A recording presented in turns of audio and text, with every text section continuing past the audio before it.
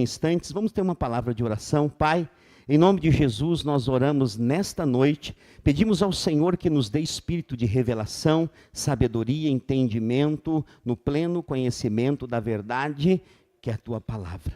Fala conosco, fala ao nosso coração nessa noite, em nome de Jesus. Amém. Você também que está no nosso culto online, que está aí pelo nosso canal do YouTube, eu quero pedir para você se inscrever e também aproveitar esse momento para compartilhar com o máximo de pessoas que você puder. Todo domingo, o nosso culto, a palavra da oferta e a palavra do culto, são transmitidos simultaneamente, ao vivo. E você pode compartilhar com muitas pessoas que com certeza vai abençoar muita gente. Eu quero mandar também um abraço lá para Santiago, no Chile, nosso irmão Pierre Feliz, que está nos assistindo. Um abraço a toda a sua família, em nome de Jesus. Prometi para ele que ia fazer isso. Eu falei, vou estar olhando lá, pastor. Eu falei, vou te mandar um abraço, aleluia. Glória a Deus. Nós estamos alcançando muitos lugares, a internet nos ajuda muito. Facilita para nós tomar umas pedradas também, mas faz parte. Então assim, eu aprendi o seguinte, pega as críticas e joga fora e fica com o que é bom. Amém? A internet é como uma faca, serve para... A faca pode ser para cortar um churrasco bem bom ou para matar alguém. Pode ser, depende de quem usa a faca. Então, use a internet para o bem. Amém? Vamos lá. Primeira coisa que eu quero falar para você está escrito lá em Atos, capítulo 2, no versículo 1 ao 4. Projeta para nós lá, dentro da unidade que gera frutos. Deus nos chamou para frutificar? Sim. Deus, é da vontade de Deus que todo homem seja salvo e chegue ao pleno conhecimento da verdade. Então, isso é gerar frutos. Atos 2. Olha o que está dizendo aqui. É um capítulo muito conhecido pelos cristãos. E ele diz assim, ao cumprir-se o dia de Pentecostes, estavam todos reunidos no mesmo lugar. Próximo. De repente veio do céu um som, como de um vento impetuoso, e encheu toda a casa onde estavam assentados. E apareceram distribuídas entre eles línguas como de fogo, e pousou uma sobre cada um deles. E todos ficaram cheios do Espírito Santo, e passaram a falar em outras línguas, segundo o Espírito lhes concedia que falassem. Então, como eu disse para você, essa passagem é muito conhecida pelos cristãos. É conhecida como o dia do Pentecostes. É quando a promessa de Jesus, de Atos 1:8, se cumpre. A vinda do Espírito Santo. Deus é um só. Mas se manifesta de 3 formas. É o Pai, é o Filho e é o Espírito. Quem nos guia hoje é o Espírito Santo. Porque o Espírito Santo, ele te conduz a toda a verdade de Deus. Agora, o que é a verdade de Deus? É a palavra. Uma coisa que eu e você precisamos entender, principalmente na geração e no momento em que vivemos, é que Deus, ele tem compromisso com uma coisa só, com a sua palavra. Por que eu estou dizendo isso? Porque tem muita gente falando muita coisa hoje na internet. Hoje a televisão, antigamente canal de televisão era uma coisa só. Hoje cada um tem uma televisão na mão. Você pode abrir uma live a qualquer momento do seu telefone e falar qualquer coisa, ensinar sobre qualquer coisa. Então, quem assiste tem que ter um filtro, tem que ter cuidado, porque nem tudo que diz que é de Deus, é de Deus. Você sabe que tem muita gente que não procura a igreja, não quer participar da igreja, porque por traumas que tiveram com o falso evangelho pregado. Com o evangelho que não é o evangelho do Senhor Jesus, que é um evangelho, às vezes, que obriga as pessoas a fazerem coisas que elas não querem. Tá, pastor, mas o que o senhor está dizendo é que servir a Deus não é obrigado a fazer as coisas? Mas claro que não. Deus não te obriga a nada. Vocês vão me ouvir falando muito sobre isso nesses dias. Porque eu tenho descoberto claramente, ao estudar as Escrituras, ao ouvir a palavra de Deus, que como é maravilhoso servir a um Deus que Ele te conquista a servir Ele. E como é terrível fazer algo sendo obrigado a fazer. sendo escravizado a fazer. Quem faz isso é o diabo. O diabo obriga as pessoas. Deus, ele sempre te convida a fazer parte daquilo que ele está fazendo. Então Deus está fazendo um mover na terra. Deus está salvando, libertando, curando, transformando pessoas. O que ele faz? Ele convida pessoas para fazer parte desse mover. Por meio de onde que Deus faz isso? Por meio da igreja. Então aqui, nessa passagem que nós lemos, nós vemos o nascimento da igreja cristã. Né? Muitas pessoas me perguntam, pastor, qual que é a igreja certa? Porque tem pessoas que me assistem de vários lugares. Eu faço live toda semana de leitura da palavra e algumas pessoas me perguntam, às vezes no particular, pastor, eu estou aqui, não tem a igreja que o senhor prega aqui, qual que é a igreja que eu posso procurar para congregar, que é a igreja de Deus? Eu sempre digo, olha, você primeiro tem que ler Atos dos Apóstolos. A igreja de Deus está descrita em Atos. A comunidade dos discípulos. Você não vai se assustar. Nossa comunidade Essência do Evangelho tem um mosquito da dengue espalhando que comunidade agora é tida como seita. Se não tem o nome de igreja, não vá, que não é igreja. Meu Deus, o povo é criativo demais. Se eles lessem a Bíblia, eles não tinham perdido tanto tempo. Sabe o que é comunidade? Comunidade é a comunidade dos discípulos. Comunidade é a igreja primitiva.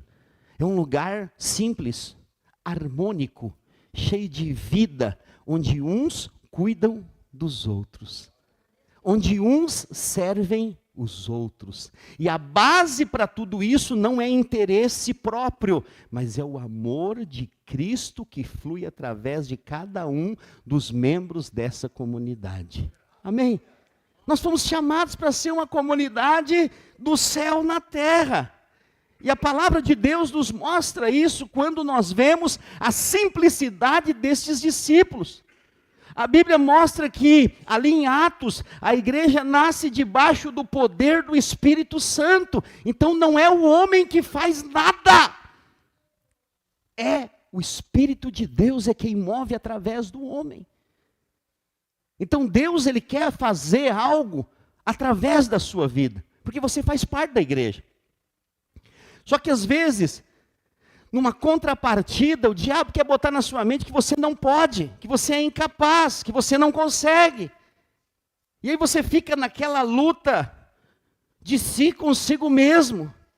Será que eu posso? Será que eu consigo? Eu estou aqui hoje para dizer para você, é claro que você não consegue. Por isso que nós precisamos de Deus. Porque nós podemos todas as coisas por meio daquele que nos fortalece. Não por nós mesmos. Nós vivemos a geração de pessoas que querem ser conhecidas, da popularidade, dos seguidores de Instagram, YouTube, Facebook, TikTok e mais um monte de rede social que eu nem conheço. Então as pessoas são avaliadas dependendo do número de seguidores que elas têm. E se elas não têm, elas ficam frustradas, e se elas perdem seguidores, elas se desmotivam. Nós vivemos exatamente nessa geração.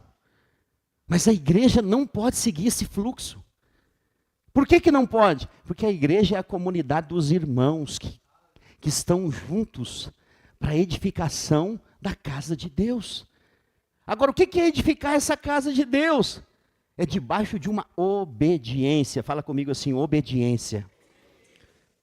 A Bíblia diz que obedecer é melhor do que sacrificar.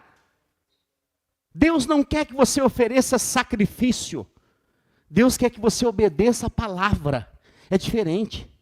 O que é obedecer a palavra? É conhecer a verdade e praticá-la na sua vida. Então você sabe que é importante cultuar a Deus. Porque a palavra diz, não deixeis-vos de congregar. E aí então você vem congregar, porque você quer obedecer a palavra de Deus, você quer viver debaixo da vontade de Deus. A Bíblia nos fala que obedecer a Deus é muito melhor, mas para isso, como é que eu obedeço a Deus? Como é que eu sei? Ouvindo a palavra. Porque eu conhecendo a palavra, então eu venho aqui para o Maturidade amanhã, começo a aprender. E quando eu começo a aprender, eu começo a praticar, à medida que eu vou entendendo a palavra, tendo revelação dela.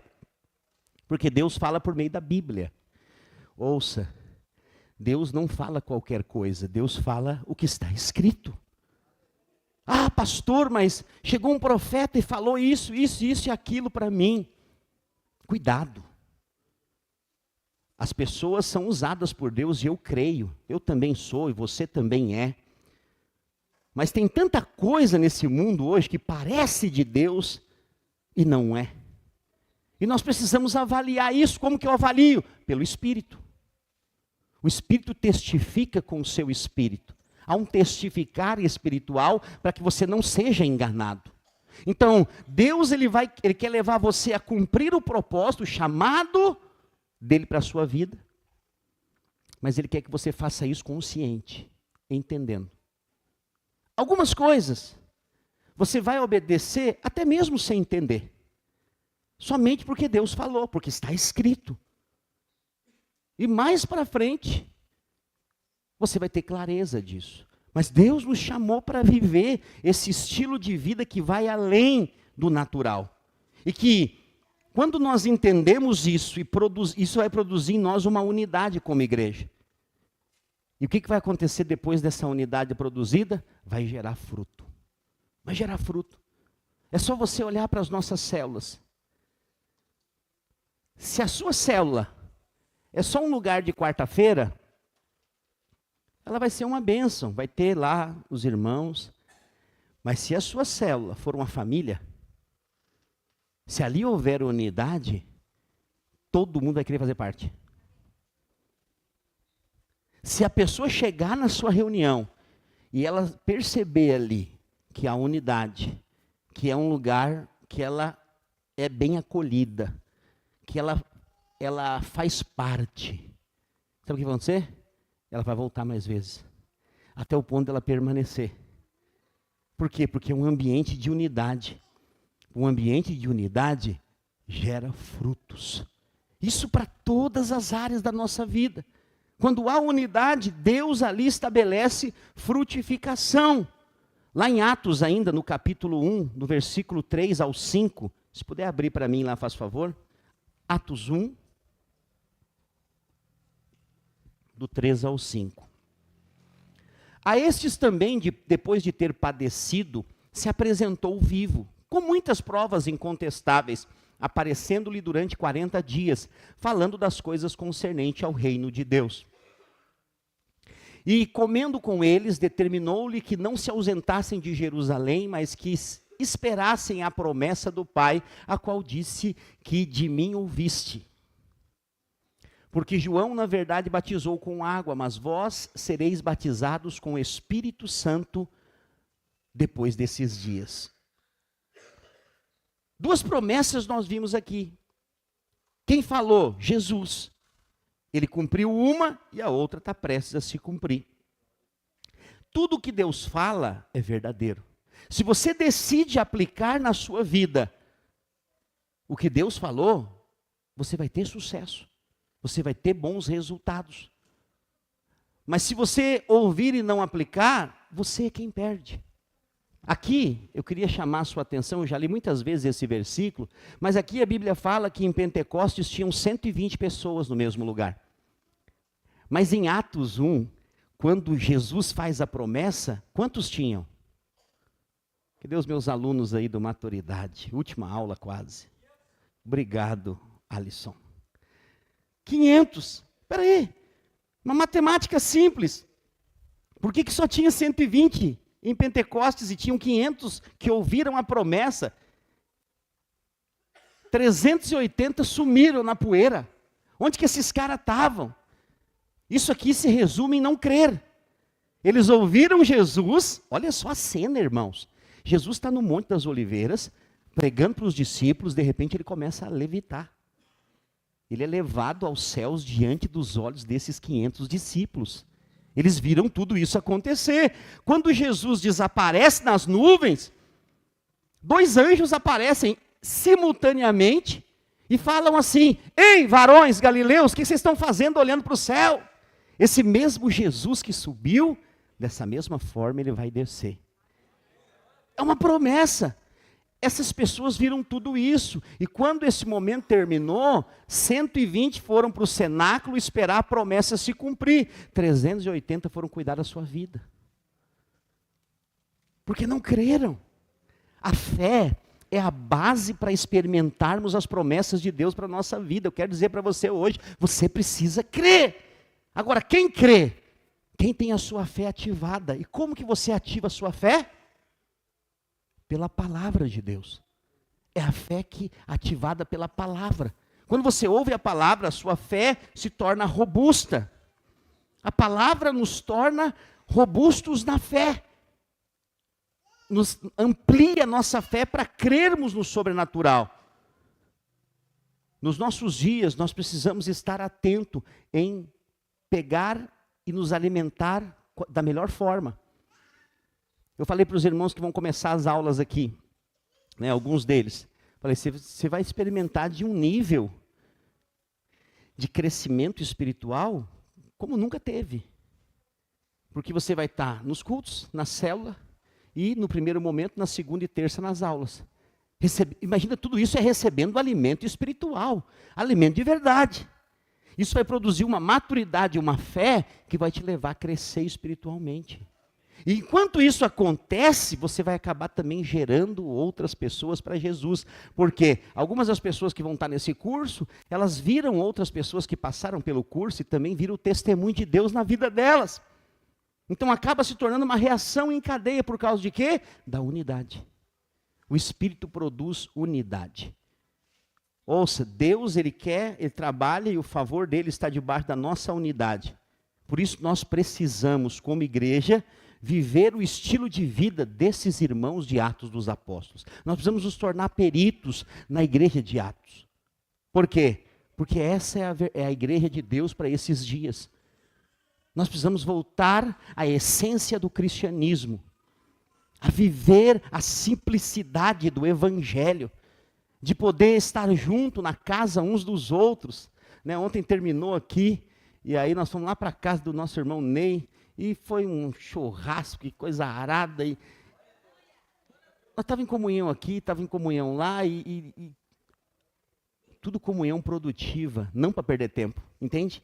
Eu não tenho nada para fazer, vou fazer isso aqui. Não, não, não. Faça tudo para um propósito. Comunhão precisa ter propósito. E lá nós conversamos sobre a igreja, sobre os projetos, falamos de sonhos, falamos de célula, conversei com os irmãos, conversei com as crianças, porque tudo tem oportunidade. Estava na mesa jantando, e uma das crianças olhou para mim e falou assim, o senhor nasceu na igreja? Eu falei assim, não, é uma pena. Ela falou, eu acho que eu nasci, porque tem foto minha pequenininha na igreja. Eu falei, tu é bem-aventurada, tu é muito bem-aventurada. Bem-aventurado aquele que já nasce, né, no caminho do Senhor. Eu não. Ela falou assim, e a sua vida antes da igreja era boa? Eu falei, nada. Horrível. Horrível, porque só Jesus é a verdadeira alegria. O senhor estava conversando com uma criança, pastor? Sim, tudo tem um propósito. Nós devemos, em comunhão, nós devemos aproveitar todos os momentos. Nós somos uma igreja que investimos em crianças, amém? Hoje as crianças não estão lá no Domingo Kids, porque elas estão me ouvindo aqui. Normalmente, culto de ceia, elas vêm aqui me ouvir. Elas estão aqui conosco hoje. Mas fora o domingo de ceia, elas estão sendo treinadas na palavra lá. Amém?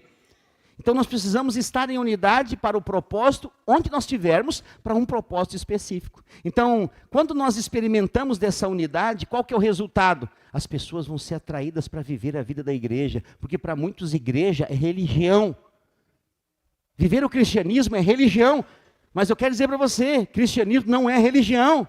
Não tem a ver com uma aparência, não tem a ver com uma roupa, não tem a ver com um estilo, tem a ver com os muitos e diferentes que se tornam um por causa de um único propósito. Sabe o que nós estamos vivendo? Dia após dia aguardando a volta de Jesus. Essa promessa de Atos, nós estamos aguardando ela se cumprir.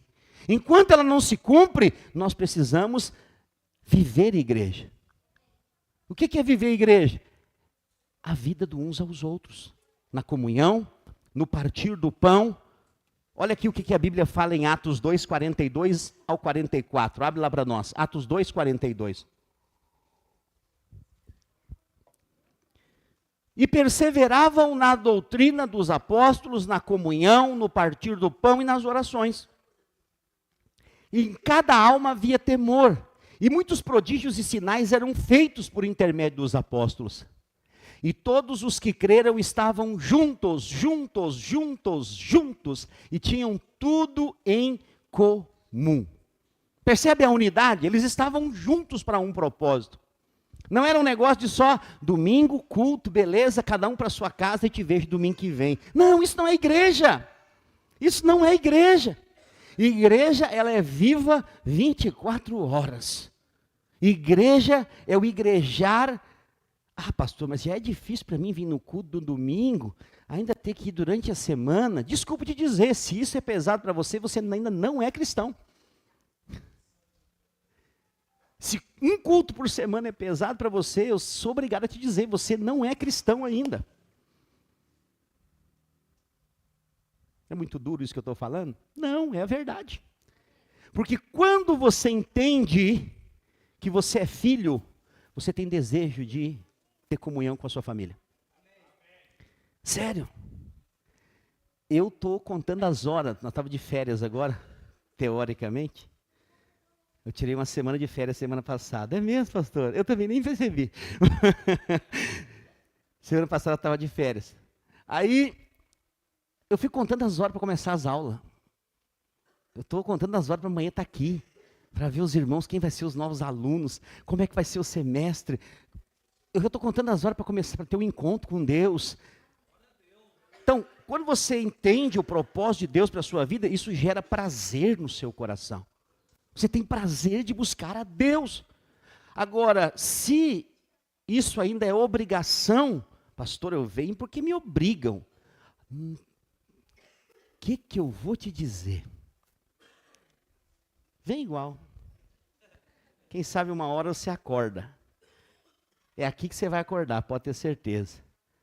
É melhor vir. As pessoas perguntam assim, pastor, filho, a gente obriga ou não? Depende da idade. Depende da idade. Usa aquele lema assim, quem paga boleto, comanda o coreto. Então assim, se eu pago as contas, eu lembro da minha filha mais velha, quando ela fez 18 anos, ela achou que a vida dela ia dar uma guinada. E era mais ou menos assim, dia 15 de janeiro, 15 de janeiro, ela faz dia 18. E ela falou assim, pai, daqui a alguns dias eu faço 18 anos. Me chamou para uma conversa assim, eu falei, uau, coisa ficou séria aqui. Eu falei, é mesmo, filha? Ela falou, mas o senhor sabe, né? Eu falei, sim, mas o que tu está querendo dizer com isso? É que depois dos 18 anos, muitas coisas vão mudar, né? Eu falei, é mesmo? O que, por exemplo? Quando eu quiser sair e ficar mais tempo na casa dos irmãos, nas comunhão, e ficar até mais tarde, eu vou poder agora, né? Não. Mas eu já vou ter 18 anos. Eu falei, quantos boletos tu paga aqui em casa? Não, pai, mas isso aí não é a minha hora ainda, né? Eu falei, pois é, eu pago, eu mando. Então, resumindo, não vai mudar nada, vai ser só um ciclo de idade. Mas vai chegar um dia, e esse dia chegou, que tu vai lembrar de mim. E que aí os boletos vão ser contigo e com a tua família. E hoje ela tem a família dela, glória a Deus. Agora quem manda é ela.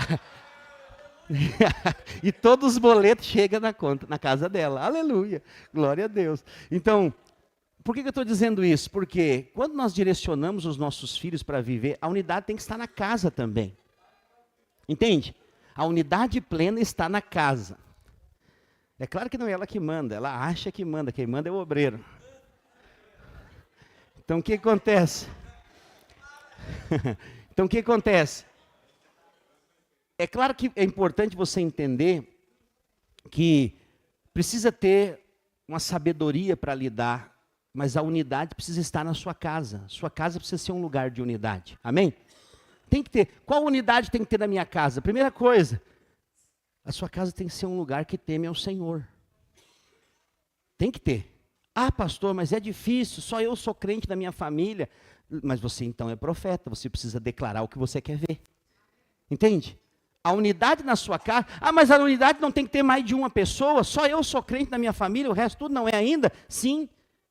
Nunca existe uma unidade singular para você, porque é você e Jesus. Então você sempre está com mais de um. Então você precisa declarar o que você quer ver. Ah, meu filho não serve a Deus ainda, minha filha não serve a Deus, minha esposa, meu marido. Comece a declarar o que você quer ver, em fé, em unidade com o Espírito de Deus. Eu e a minha casa serviremos ao Senhor, vai haver unidade na minha família, eu não aceito. Não entra em confronto, não entra em conflito, discussão não leva ninguém a nada. São poucas discussões que vale a pena entrar, mas não são todas. E para isso você precisa ter sabedoria. Então nós precisamos ter unidade, nós precisamos ouvir a Deus, nós precisamos ter unidade. Que unidade é essa, pastor? A unidade do propósito familiar. A sua casa precisa andar em unidade. Se não está, precisa parar e conversar. Se não consegue, chama alguém para ajudar. Quando estamos entendendo, diga amém. Porque há um propósito de Deus para a sua vida. E tem a ver com a unidade da sua casa. Deus quer salvar a sua família. Deus quer que a sua família sirva a Ele. Deus quer levar você a viver o propósito dEle em família, não sozinho. Porque Deus é o Deus da família. Então, dentre esse propósito de Deus, nós vemos esses irmãos que eles perseveravam no ensino dos apóstolos. O que é o ensino dos apóstolos? A palavra de Jesus. É o Evangelho. Os apóstolos ensinavam o Evangelho da graça do nosso Senhor Jesus Cristo. O que consiste esse Evangelho? Jesus morreu por nós. Qual que é a mensagem? Cristo é o centro. Então, todo pecador merece morrer. Esse é o Evangelho. Mas Jesus veio e morreu no lugar do pecador, para que todo agora aquele que nele crê, não pereça, mas tenha a vida eterna. Nós estamos entendendo, diga amém. Essa era a doutrina dos apóstolos. E eles perseveravam nessa comunhão, debaixo desse ensino. Na comunhão, no partir do pão e nas orações. Oração não ficou por último porque não é importante, pelo contrário, é muito importante. Toda sexta-feira nós nos reunimos 1 hora aqui, vem irmãos de vários lugares da cidade, para durante 1 hora nós ficarmos aqui só orando, intercedendo, clamando, adorando. 1 hora, alvos estabelecidos, oramos uns pelos outros. Isso faz parte do caminhar cristão, faz parte da vida cristã. Então nós precisamos estar em unidade nesse propósito específico também como família. Pastor, eu tenho um problema, eu tenho muitos problemas na minha casa, na minha família, como eu faço para resolver? Busque a Deus. Sabe o que é interessante? Quando você busca a Deus, você gradativamente vai percebendo seus problemas diminuírem na sua família. Ah, pastor, mas parece que aumentou. Alguém me disse esses dias, eu tenho um parente meu que começou a servir a Deus, ele falou assim, parece que quando ele buscou a Deus, ele teve mais resistência. No primeiro momento é assim. Tem resistência por quê? Porque o diabo não quer perder a pessoa. Não quer perder. Mas depois que há um solidificar na rocha que é Cristo, você vai aprendendo a enfrentar isso em paz. Porque Deus, Ele mesmo te dá essa paz que você precisa. Quando estamos entendendo, diga amém. Então nós precisamos estar em unidade para esse propósito. E aí nós precisamos também ter o mesmo falar. Eu tenho falado para os irmãos, ensinado sobre isso. A questão das perseguições que você, cristão, enfrenta. Todo cristão que fala assim, eu não sou perseguido, eu vivo em paz. Ele pode estar falando num nível de fé. Mas todo cristão, de alguma forma, é perseguido. Você vive num mundo cheio de demônios. E você vive cheio do Espírito Santo, você vai enfrentar resistência. Só que a Bíblia diz o quê? Maior é aquele que está em nós do que aquele que está no mundo. Então, nós precisamos ter o mesmo falar. Que falar é esse? Não é o falar do que estamos vendo. É o falar em fé. Aí eu pergunto para você, como está a sua vida hoje? Você tem que definir como que você vai falar. Como você está vivendo ou como você quer viver. E esse é o falar da fé. Quando nós falamos que nós somos supridos em tudo em Cristo Jesus, é uma verdade, mas ao mesmo tempo é um falar em fé. Quando nós falamos que nós somos abençoados como igreja, nós falamos por meio do quê? Da verdade das Escrituras. Quando nós falamos que tudo aquilo ao nosso derredor vai cooperar para o nosso bem, nós estamos falando em fé segundo as Escrituras. Quando você decide falar o que está escrito nas Escrituras, sabe o que vai acontecer? Vai ter frutificação. As pessoas vão ver a realidade da sua vida. Ouça o que eu estou dizendo para você. A realidade da sua vida vai produzir fruto. Olha o que a Bíblia fala lá em Atos 2:37. E eu vou encerrar com esses versículos. A Bíblia fala assim: Pedro, o apóstolo Pedro, porém, pondo-se em pé com os 11, levantou a sua voz e disse-lhes: homens judeus e todos os que habitais em Jerusalém, sejai-vos isso notório, e escutai as minhas palavras. E ouvindo eles isso, compungiram-se em seu coração e perguntaram a Pedro e aos demais apóstolos: que faremos, homens e irmãos? Disse-lhe Pedro: arrependei-vos, e cada um de vós seja batizado em nome de Jesus Cristo, para o perdão dos pecados, e recebereis o dom do Espírito Santo, de sorte que foram batizados os que de bom grado receberam a palavra, e naquele dia agregaram-se quase 3.000 pessoas. Você entendeu uma palavrinha aqui? Eu quero ressaltar só uma palavrinha aqui, nesse último versículo: de sorte que foram batizados o que de bom grado receberam a sua palavra, a sua pregação. O que é de bom grado? Aceitaram. Aqueles que aceitaram. Isso nos mostra que tem duas opções na qual você se coloca diante da palavra: como alguém que recebe ou como alguém que não recebe. Quando você se coloca diante da palavra como alguém que recebe, você vai ver a promessa de Deus se cumprir na sua vida. Você vai ter o resultado da frutificação no viver aquilo que você aprendeu. Eu estou visitando as células agora, e eu fui visitar a célula essa semana do Valdinei. E lá tem um monte de senhorinha, porque a irmã Maria, ela passa o rodo na rua lá. Eles me contaram que antes da célula, 1 hora antes, ela vai de casa em casa. Ó, tem célula hoje. Ela faz uma limpa. O obreiro Jonas falou que ela estava lá perto da casa dele, também falou: aqui é meu, aqui é para minha célula, a senhora vai lá para o outro lado lá. E ela vai de casa em casa. E eu fui lá visitar a célula, tinha uma ala lá só do pessoal da cabecinha branca. Sério? Eu falei assim, fiquei impressionado. Porque gente mais de idade, o que acontece? Vai chegando um horário, eles já querem ir embora. Vai chegando frio, eles querem ir embora. Sério, eu orava, eu comecei a olhar o relógio, eu falei: será que o meu relógio está errado? E os velhinhos não queriam ir embora. Estava lá conversando, eu falei: eu vou lá para essa área. Eu fui lá para aquela área, lá sentei na frente de uma senhorinha, comecei a conversar com ela. Nisso alguém falou assim: ó, o filho da dona aqui veio buscar ela e está brabo. Ela falou assim: o problema é dele, eu não vou embora agora, eu vou ficar aqui até o final. Eu falei: meu Deus do céu, a fome é gerada. Nós precisamos ter gente cheia de fome da palavra de Deus. Mas nós estamos dando uma comida verdadeira. A comida que nós estamos servindo aqui não é cheia de complexo, não é cheia de palavras difíceis. Não, não, não. É uma comida que alimenta de verdade.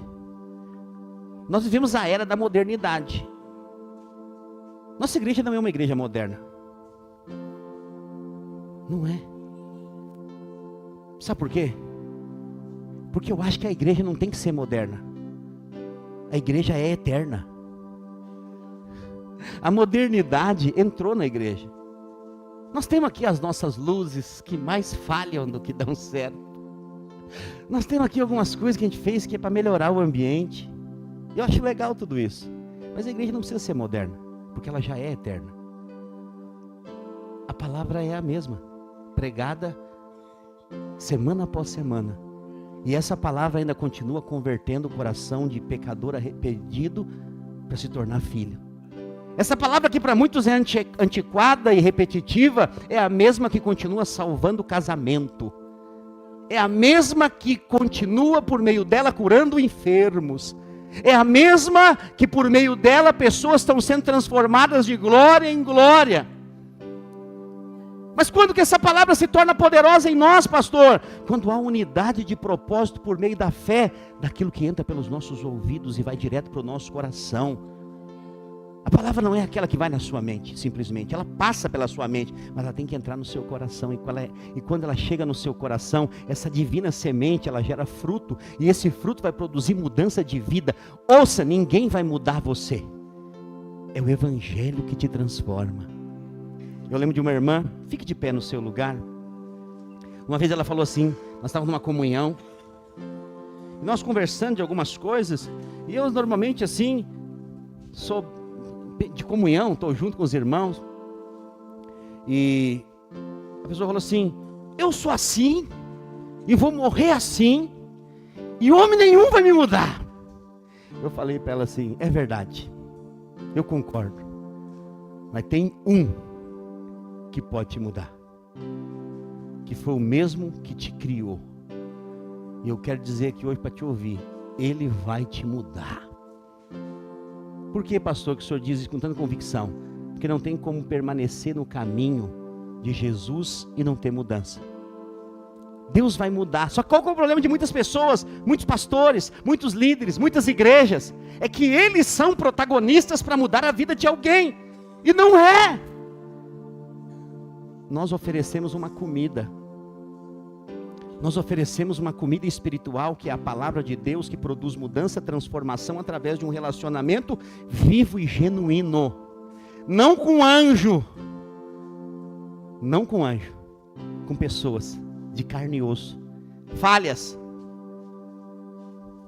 Limitadas. Que precisam de Deus e precisam da igreja. Ontem nós formamos aqui alguns irmãos. E foi lindo de ver pessoas em quem Deus acredita. Esses irmãos, provavelmente muitos deles já vão ser líderes de célula nesse próximo semestre, porque esse ano todas as nossas células vão multiplicar. No ano que vem o nosso culto vai multiplicar. Até o final de 2026 nós teremos 2 cultos aqui, um de manhã e um à noite. Por quê, pastor? Porque é da vontade do Senhor que pessoas sejam salvas, que famílias sejam edificadas. Mas isso, vai ser isso que nós vamos correr atrás? Não! Isso é uma consequência. Nós vamos viver igreja. Nós vamos viver na comunhão, no partir do pão e nas orações. E a cada dia que nós vivemos igreja, Deus vai acrescentar pessoas novas. Você entende isso? Hoje nós vamos ceiar. A ceia nos ensina um princípio de viver em unidade. Pode servir, queria que você servisse a ceia. Todos aqueles que são batizados entre nós, já desceram as águas do batismo, já deram sua confissão pública de fé. Pegue do pão, pegue do cálice. Pastor, eu não batizei ainda, então espere o seu dia chegar. Em breve nós teremos batismo, encontro, e você vai poder então participar da mesa do Senhor. Glória a Deus. À medida que você vai pegando o pão e o cálice, nós vamos orar. Mas antes eu quero te falar algo que é muito importante nós entendermos ao falar sobre unidade que gera frutos. Aleluia. Se tiver alguém que não pegou ainda, levante a sua mão só para os servos poderem ver. Olha lá, ó, tem gente lá no fundo, aqui na frente. Quem não pegou ainda o cálice, por quê? Os servos vão servir, depois todos os líderes de adulto e jovens vão subir aqui em cima junto comigo para nós fazermos a ceia juntos. Aleluia. Todos os líderes de jovens e adultos vão subir aqui. Aleluia. Quero fazer uma dinâmica aqui. Tem mais alguém que não pegou o pão e o cálice? Ok. Vamos lá.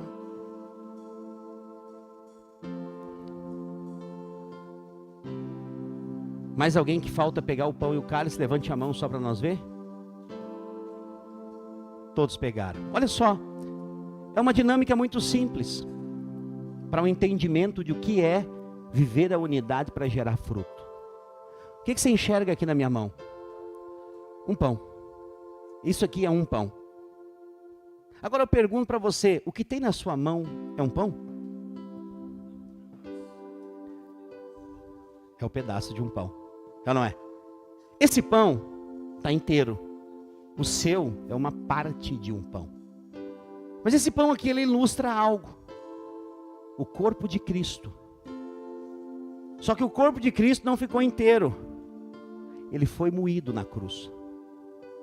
E a Bíblia diz que ele foi partido. Ele foi moído pelas nossas transgressões. O corpo de Cristo, ele foi açoitado,